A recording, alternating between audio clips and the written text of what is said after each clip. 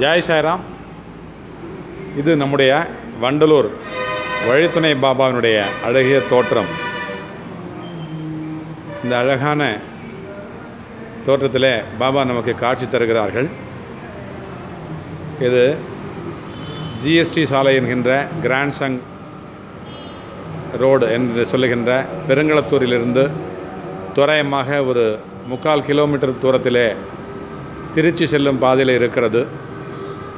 வண்டலூர் உயிரியல் பூங்காவுக்கு முன்பாகவே வருகிறது. இடது பக்கமாக இந்த கோவில் அமைந்திருக்கிறது.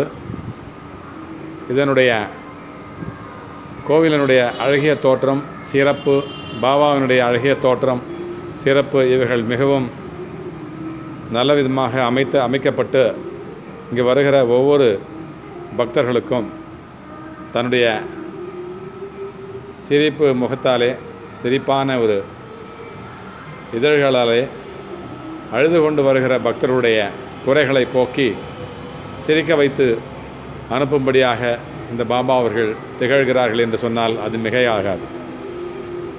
அது மட்டுமல்ல, இங்கே எழுதி போடுகின்ற ஒவ்வொரு பிரார்த்தனையும் வெற்றிகரமாக நிறைவேறி வருகிற பக்தர்களுக்கு தன்னுடைய பாதங்களிலே, தன்னுடைய பாத கமலங்களிலே எழுதி போட்ட ஒவ்வொரு பிரார்த்தனையும் நல்ல விதமாக நிறைவேறி, கண்டிப்பாக அவைகள் வெற்றிகரமாக நிறைவேறி தன்னுடைய பக்தருடைய குறைகளை போக்க வல்லதாக அவர் என்றென்றைக்கும் செய்து கொண்டு வருகிறார் என்பது நிச்சயம்.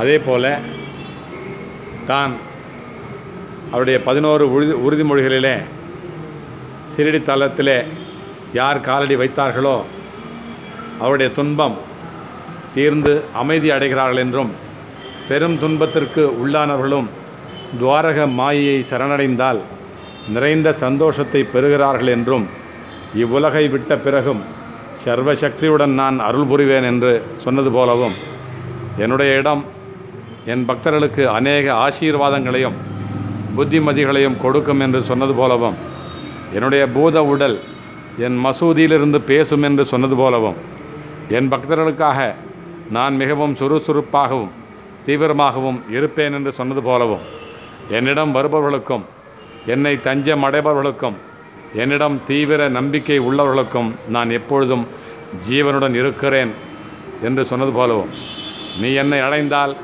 நான் உன்னை கடாட்சிக்கிறேன், உன் சுமைகளை என் மீது இறக்கி வைத்தால் நான் நிச்சயமாக அதை தாங்குவேன், என் உபதேசத்திற்காகவும் உதவிக்காகவும் என்னை அடைந்தால் அவற்றை உடனே நான் உனக்கு கொடுப்பேன், என் பக்தருடைய வீட்டில் தேவை என்பதே ஒருபோதும் இருக்காது என்று சொல்லி, அதே போல் என்றென்றைக்கும் அவர் நம்ம எல்லோரையும் ஆட்கொண்டு என்னென்ன தேவையோ அந்த தேவைகள் அனைத்துமே நமக்காக தருகிறார் என்பது நிச்சயம்.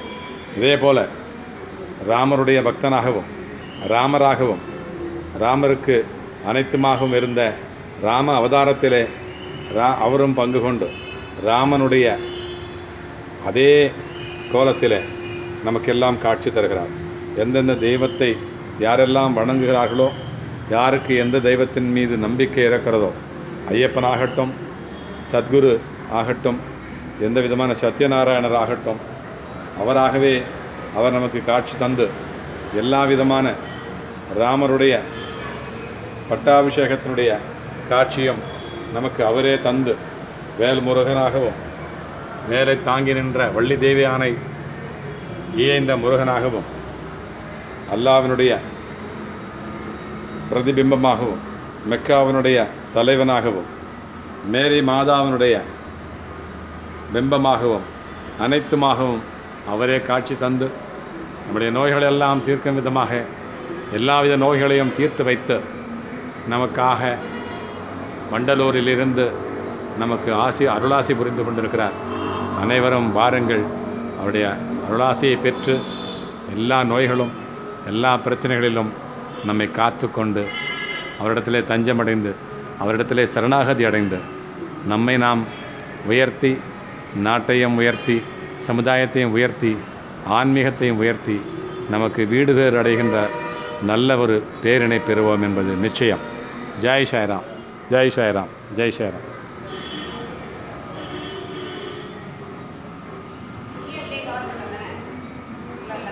இதா கவர் பண்ணோம் ஒன்றுண்ணா